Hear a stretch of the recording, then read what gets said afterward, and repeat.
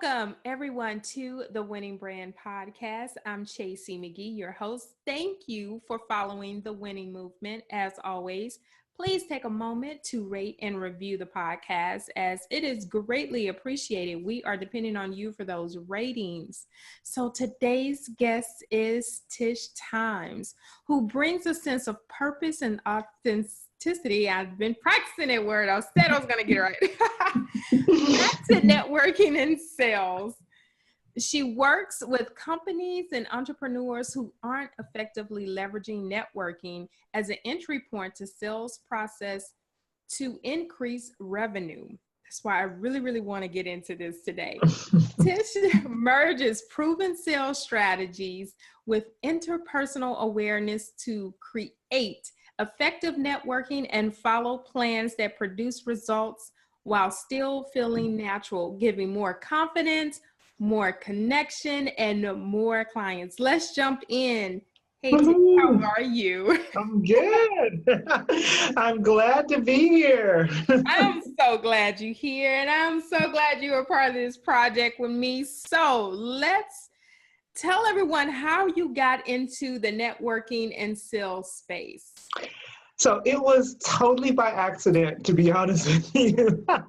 I come from the staffing world. That was my first real career. And when I left the staffing world, and knew I wanted to start my own business, I started a staffing company. And then when I closed that business, I was doing career coaching. But I was doing career coaching differently. I was doing these events, these networking events, bringing career-minded people looking for work with HR managers, and I was creating these beautiful events, right? And what started to happen is more and more just traditional entrepreneurs were showing up to these events and just kind of, hanging out. And I had people coming to me and saying, hey, I want to hire you to be my business coach. And I'm like, I'm not a business coach. I'm a career coach. And eventually a young lady who I will never forget, she came and she was like, can I have breakfast with you? She puts her credit card on the table. She goes, I'm hiring you to be my business coach. And I'm like, but I'm not a business coach. She says, I've watched you grow your business with networking and I want you to teach me how you've done it. And that began to happen more and more often. And so basically what started to happen is my career coaching business started to do this. My business coaching, sales training, networking training business started to do this. And before you know it, I had a networking and sales training company teaching people how I grew my business utilizing the same principles that I now teach.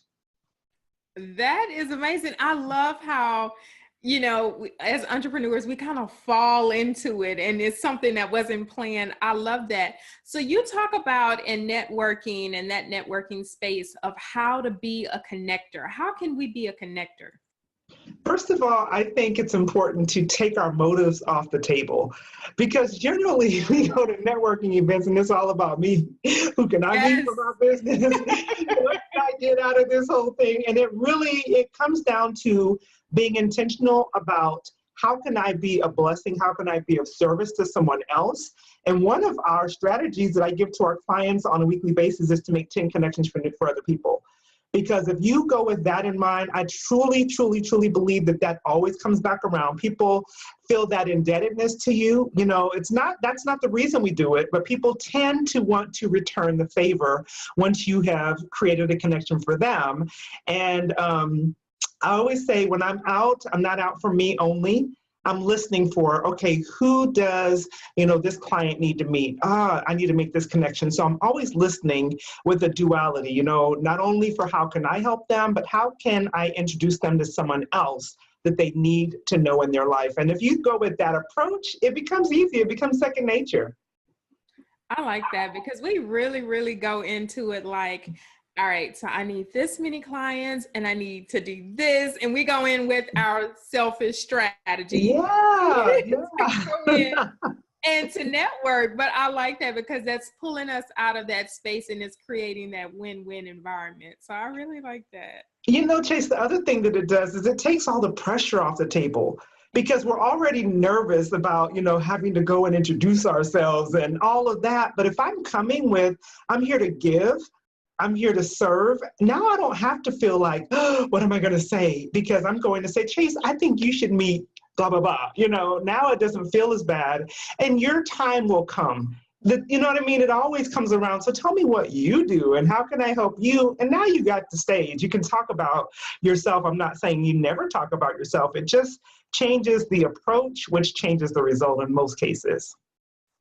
Okay, so that's a good segue into my next question. How could we be sabotaging our sales opportunities? Mm. Well, number one, as I said, the way that we come to the meeting, and that might be meeting someone for the first time, that might be having a second or third sales conversation, that might be meeting someone online. When we come with that motive of how can I sell this person, it becomes a different approach. My book, it parallels the dating life with business very well, because if you were dating someone and they came to you and their first conversation was about how can we go home, you're like, back up, you're moving too quick, right? Tell me what's your middle name? Can we go have coffee? You want to get to know them. And in sales, we sabotage ourselves when we come to the party with an intention of taking them all the way when we don't know them. We don't even know if we have the capacity to help them. We don't know enough to go that far. And so we sabotage ourselves when we come with that approach. And then on the flip side is when we don't have the systems in place to follow up effectively. It's great when we have a fantastic first meeting, but if we don't put the things in place afterwards to really build that relationship and take it to that next level, what's the point? You've basically wasted your time as well as theirs. Exactly. So I'm glad you said that. So how can we follow up like a boss? So you've been looking at my stuff. I told you I have. I'm reading. Well, that's a loaded question. There's what I call a multi-pronged approach to following up, because most people think following up is calling. And then you're saying, well, they're not calling me back, so it doesn't work. And, you give up after you've called 3 or 4 times and nobody responds. Following up has to be a part of a full-on part of your sales system. And that means, that within the first 24 to 48 hours, you're making a contact. Most people will send an email that nice email you get every time you meet someone for the first time. It was so great to meet you. I'd love to get to know you. And then you don't hear anything else, right? The phone call is where the follow-up begins. I say the email is a courtesy. The phone call is where the magic happens. So you have to make some type of a one-on-one connection with them, whether it's like this. I prefer doing this kind of a call because I can connect with you better when I'm looking at you eye to eye, or a telephone call at the very least. And so those are, that's the beginning of it, is making sure that you connect quickly. The longer you wait to start that follow-up process, the faster you fall off of their priority list. It's like you're up here when you meet them in the room, right? And you're like, oh, we made a connection. It was great. But the moment they leave that room, you start slipping because they got life, right? They have things that they have to get back to. And so if you wait 3 or 4 days, it's like, Chase who? They don't remember why it was such a great meeting, not as powerfully as they would have within that first 24 to 48 hours. So that's just a little bit. There's a lot more to it, Chase, but that's just the beginning part of that follow-up process. And, I always tell people, the fortune is in the follow-up. If you don't follow up, then you can't get to the fortune. You never will. You never will, yes. So what are our ideal clients when we're networking? What should we be, or who should we be looking for in that space? So that's a question we have to answer before we even get there. So there are things in our business we have to do to identify our ideal clients, so that when we walk into that room, when we meet someone, even in the grocery store, we should be able to identify our ideal clients in a minute, literally after talking to them for a little while. I do what we call create avatars. And so I have an avatar, we have a picture. Anyone who's on my team knows who each person represents. So we have introvert Irene, which is generally someone who is more introverted, but they have a fantastic product or service, right? They don't articulate it as well, only because they're a little less outgoing, but they're fantastic. We just have to help them to learn how to utilize that, utilize their personality to the best. And then we have sales leader Susan, who's normally like in a team, maybe network marketing, and there's someone who is in charge of helping others to bring numbers to the bottom line. Maybe, like I said, network marketing, or maybe a real estate company or an insurance organization. And then we have Networking Nancy, who's that person who's out at every event. You always see them, they're in all the Facebook pictures, but they're not getting very good results from their networking because they don't have the systems in place. And so when I'm out networking, I can identify who I'm talking to. Am I talking to Networking Nancy, or am I talking to Introvert Irene? And having that clarity makes it that much easier to know if, in fact, this is someone that we need to probably introduce to someone else because someone else might be able to help them, or to know right away what the next step is in that process. So I would say go through the exercise of figuring out who needs your service, who can afford your service, right? Who has the capacity to pay for it, and who can you best serve? Who do you want to work with? Because if they can afford you, but you don't want to be in their presence, then that's not your ideal client. And we go through some steps to make sure people are clear on that so that they can maximize the time that they're actually spending in those networking rooms. Yeah, you gotta utilize that time because time becomes a lot of money. It sure does. It absolutely does. So you mentioned a few times systems. What are some of these systems that we can implement and put in place, like before, during, and after the whole networking piece? Well, that's a good question. So, we call it the pregame, the game, and the postgame. Right. And, the pregame is sometimes figuring out who's going to be in the room. There's some of your traditional networking events like your BNIs, your eWomen's, your NABOs, those type of events. You can generally go online and find out who are the members. Who do you expect to be there? And have an idea of who you want to connect with before you get there. That's one thing that is easy to do. It's easy to reach out to them on social media and say, hey, Jane, I see you're going to be at the event on Wednesday. It'll be my first time. I'd love to connect with you. Tell me who I should be connecting with while I'm there. And now you have an ally. You have someone who's going to introduce you around a little bit. It makes it a little bit easier for you. The next thing is when you schedule that event, to put your follow-up time on your calendar the moment you schedule the event. That way you can't come back and say, I didn't have time. You build it in immediately. Yeah.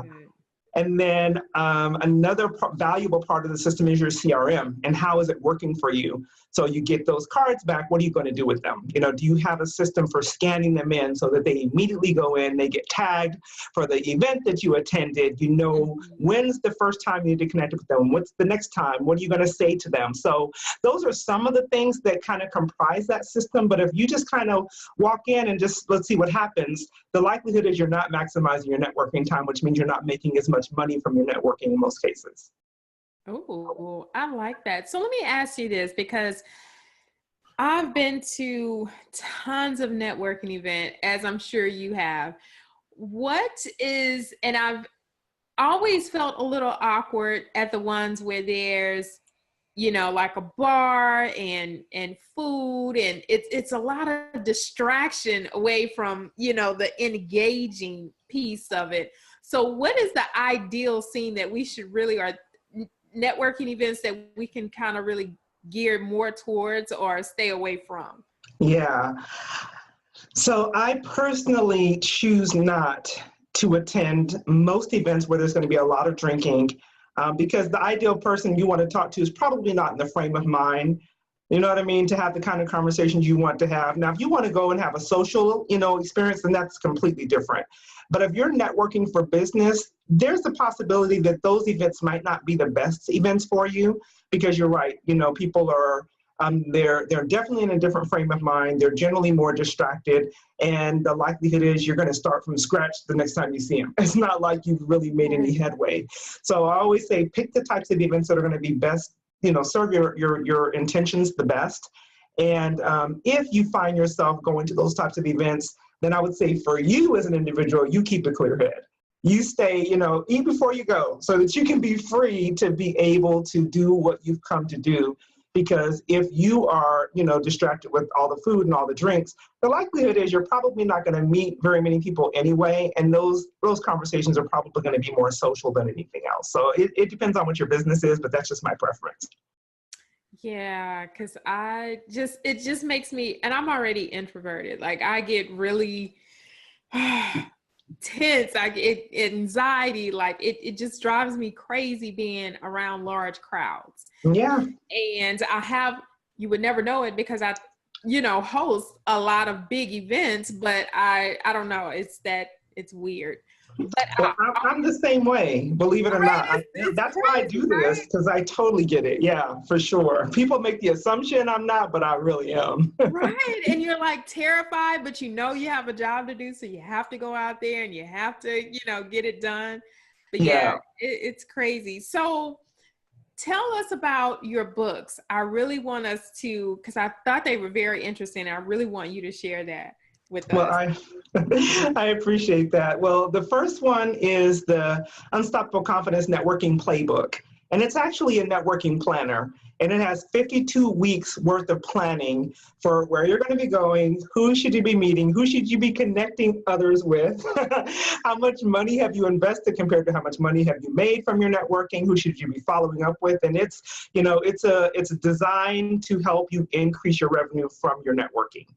The second one is Networking is Not a One-Night Stand. And it is a book basically that helps you to build better business relationships from your networking and not to do the one and done type of thing that we generally do for multitudes of reasons, whether we don't make the time, we don't have the system, we're a little bit apprehensive about reaching out to people, we give up too soon, all of those things. So it gives you some tips as to how to build relationships from your networking opposed to just going to events for the sake of going. I know, and I think it's important too, because I remember networking when I started off in business 9 years ago. I used to go to networking. I was a networking Nancy. Okay. I went to like 15 events a week. Yeah. And it was crazy till I kept, of course, you start running into the same people.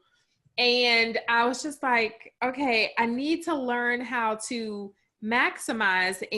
But over time, I look now, and the people that that I was networking with, I was able to not only build relationships but nurture the relationships over the years. Yes. And so that's extremely important that people really take the time to build and nurture. Like it has to be cohesive. It has to be one and the same. Can't just, that whole one night thing. You guys, we are definitely going to put that information in the show notes. You can't just, reel us in and then dump us. You can't do that. It's not a one night stand type of thing. It isn't. And I always tell people to think about when that's happened to you. Because, occasionally I'll meet someone who maybe has a product that I really wanted. For instance, there was a lady I met, she sells lipstick. And, I'm a, nice dark chocolate skin girl. And it's not always easy for me to find a color that I love. She had my color and she just had samples at her table. And so she was promised me that she would follow up so I can place the order. And I never heard from her again. Never. I was like, man, she missed an opportunity. She would have had a lifelong customer because, you know what I mean? It's hard to find, sometimes the right thing. And so think about how that felt for you when someone promised to respond to you, whether it was dating or whether it was in business. It feels icky. And so we don't want to be that person who's creating that experience, because in business, we create experiences for people. And so if we can't control those experiences and make sure that they're memorable, that they're going to remember us because of the way that we showed up, the way we kept our word, it's an integrity issue at that point. Mm-hmm. And so we have to really begin to think differently about the way we network. Absolutely. So I would love for you to tell us about the Confidence Club. I can do that. So the Confidence Club it's a group that's actually grown to be quite large now. It's a Facebook group that I've created. And what we do in the Confidence Club is every Monday we set our week. So we have a call at 7:30 a.m. every Monday morning. And it's very intentional. So we look at, okay, what do you have on your schedule? What's holding you back? So it's not business principles so much as, although we do some business principles, it's the things that hold you back from accomplishing the things that you need to accomplish in your business. So we do a lot around mindset, a lot around procrastination. Right now we're doing an end of year, drawdown where it's like, okay, every day you check in the morning. What do you have on your books? What are you doing in the afternoon? What did you get accomplished? What do you need support around? And the Confidence Club, believe it or not, I just was working with my team today, and we were doing a membership for it. And we've changed the focus. So now there's not a cost to join the Confidence Club. And so if anyone is interested in joining, I can make sure you can you can look up the Confidence Club with Tish Times on Facebook and ask to be approved, and we can approve it for you, because we want people to make sure. Going as we speak. I'm just saying, we were doing a membership for it, and we've made just a couple of changes in the way that we're doing business. And I want people to get there, because I know that people aren't going to network effectively when they have issues with confidence, right? They're not going to have powerful sales conversations. They're not going to close more sales when they have confidence blocks. So I want to be able to get them here so that we can help them later in the future when it comes to their sales process. So true. Yes, I just did it. Yes. All right. You're approved. I'll do it as soon as we get done. Okay. And I think that is, so important for to be held accountable. Yeah. And to have a partner, to know that, I'm not in this alone, because entrepreneurship, I talk about it all the time, it can get very lonely. Yes. And we can be in a space where we are like, well, no one's holding me accountable, so no one knows, so I can give up or I can stop, Yes. And that's not it. We can go so much further, as a team, and really just pulling each other up and just, hey, you can do this. I got it. Even if it's just a word of encouragement, like, right, you're doing great today. You got this accomplished, or you almost got it accomplished. Okay, keep going, Yes. So thank you for that group, because it absolutely is greatly appreciated to really have someone like rooting for you all the time. That means a lot. Oh yes, I love it. It's one of my favorite things. So it's like, we got to keep it. We're just going to do it different now. Exactly. So since everyone knows now that we are, by the time that this airs, that we are working on this amazing project together. Yes. So what are you most excited about when it comes to our book? God, first of all of these fantastic women, I'm like, oh my God, they've all been brought together for me. I didn't have to go search them out, so I'm excited about the group. It really is, just literally a powerhouse of amazing, successful, just amazing women. And I'm excited about that. And then I'm excited about the focus of the book, because I've done, group book projects before, where you just write and nothing really happens afterwards, right? It's just like, that was fun or whatever. Whereas this is more like a business manual. Everyone is bringing their focus on how you can really run your business, be more profitable. And I think Shantae has done a fantastic job making sure that all those various components are going to be addressed. And I'm excited. I'm writing my piece. And by the time I'm sure they hear this, we'll probably be beyond that. But I'm excited. I want people to have better, skills around networking and sales. I want them to really see their revenues dramatically increase because they have systems in place. And I'm going to be pouring it out. We're not holding anything back in this book. So if people will read it, right, if they'll get it and they'll read it, they will have a blueprint as to how to operate their business from all of these multiple different facets. Mm-hmm. So, at that point, there's no excuse. It's like, get it, read it, apply it, and get it in one book. Doesn't happen anywhere else. I'm just saying. Exactly. And, I have had the honor and the pleasure of interviewing you ladies, and I'm like, oh my God, this is going to be awesome. Just to hear firsthand what everybody is bringing to the table. And it's so amazing. Like, whoever, and I'm not saying that because I'm a part of this project, but whoever gets their hands on this book, like, you will literally save yourself a lot of time, money, no doubt, everything. And a lot of us are actually, we're giving stuff away in the book on top of that. A lot of us are giving tools and, scripts and checklists and things of that nature. So it's like, come on, it's such a phenomenal tool is what it will be, I believe. And I'm reading it. You know, I haven't read everybody's stuff yet, but I can't wait to read it for myself, because it's like, when you know you have a jewel, you better take advantage of it. You have to. And that's what I'm so elated for. I'm like, wow, like, I can't wait, because everyone, I'm like, ooh, like even you after reading, I'm like, man, if she has this much already, I can only imagine what she's given in the book. So I'm super excited about that. As am I. All right. Well, I'm not going to keep you long. We are going to wrap this up, but you are definitely winning in this networking space. And I truly want to thank you for being a part of the show and sharing your expertise with us. So how can we follow you and get connected and stay connected?